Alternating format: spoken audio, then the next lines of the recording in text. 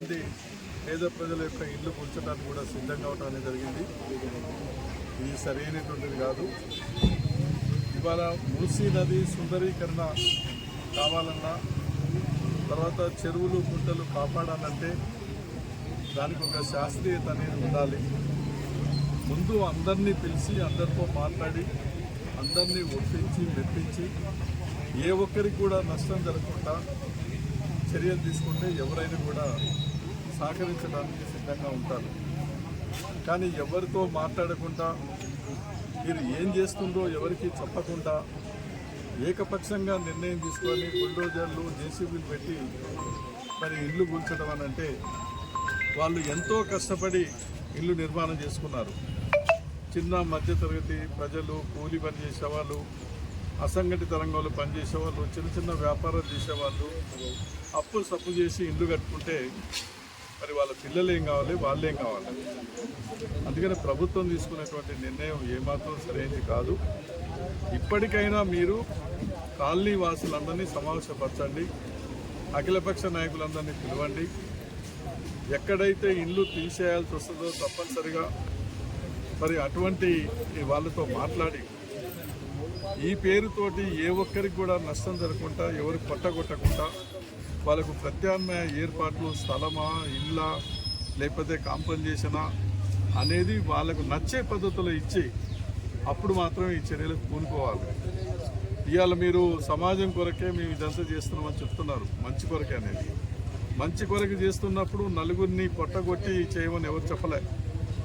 ఏ ఒక్కరు కూడా ఈ పేరుతోటి, హైడ్రా పేరుతోటి మీరు తీసుకునే చర్యలతో నష్టపోవద్దు. ఇవాళ సమాజం డబ్బే, ప్రభుత్వం డబ్బే, ప్రభుత్వ ఆస్తులే ప్రత్యామ్నాయంగా ఇవ్వండి అని చెప్పి అడుగుతూ ఉన్నారు. ఎవరు ఇంట్లో నుంచి ఏమని చెప్పి అడగట్లే కదా. మరి ఆ పని చేయడానికి ఎందుకు సిద్ధం కావట్లేదు? ఇవాళ అనేక రాష్ట్రాలు కూడా కొన్ని చేస్తూ ఉన్నాయి. కేరళ ప్రభుత్వం చేస్తుంది, బయట దేశాలు కూడా చేస్తున్నారు.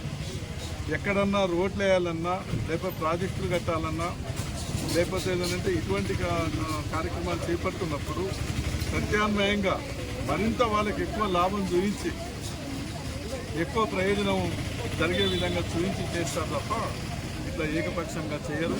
ఇవాళ కుమార్ అనేటువంటి వ్యక్తి ఇక్కడ చనిపోయాడు. పోయి చూసాం.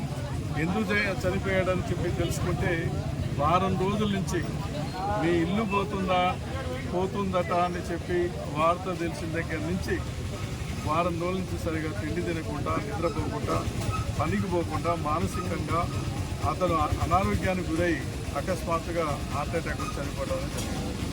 ఆయన బిల్డింగ్ నిర్మాణ కార్మికుడు. ఆయనకు 3 పిల్లలు ఉన్నారు.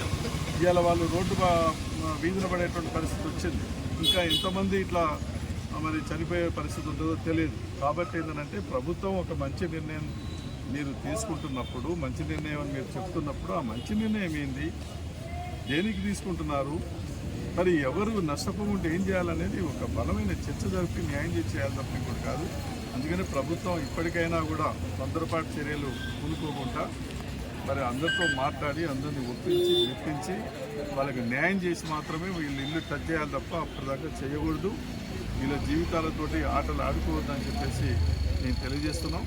సిపిఎం పార్టీ రాష్ట్ర నాయకత్వంగా ఈరోజు ఎక్కడెక్కడైతే ఈ కాలనీలలో ఇట్లా ఆందోళన పడుతూ అందరూ కూడా నష్టపోతున్నారు వాళ్ళందరినీ కలిసి మాట్లాడుతున్నాం. ఆ ఇళ్ళన్నీ కూడా చూసాం. మేము మా ముఖ్యమంత్రి గారికి సిపిఎం పార్టీ రాష్ట్ర నాయకత్వం గురించి ఒక లెటర్ కూడా ఇస్తాము. ఆయనతో మాట్లాడతాం. మీరు ఈ పద్ధతి మానుకొని ఒక మంచి పద్ధతుల్లో అందరికీ న్యాయం జరిగే పద్ధతుల్లో మీరు వెళ్ళాలని కూడా చెప్తాం. వినకపోతే ప్రజలే వాళ్ళకు గుణపాటు చెప్పే పరిస్థితి ఉంటుంది. వాళ్ళ తరఫున మేము ఎంతవరకైనా పోరాడతాం తప్ప మరొకటి కాదని చెప్పి కూడా మేము సిపిఎం పార్టీగా తెలియజేస్తాం.